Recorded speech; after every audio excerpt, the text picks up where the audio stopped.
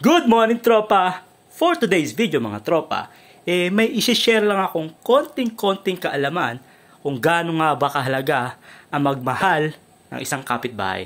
Tara! Sa tuwing nagluluto si Mrs. Tropa, madalas, sinusobrahan niya dahil binibigyan niya yung mga kapitbahay namin. So, sa ganung paraan, pinapakita mo sa mga kapitbahay mo na mahalaga sila, na hindi ka madamot kasi meron ka. Ganun yung pinaparating namin sa mga kapitbahay namin. In return, tropa, ganito yung nangyayari.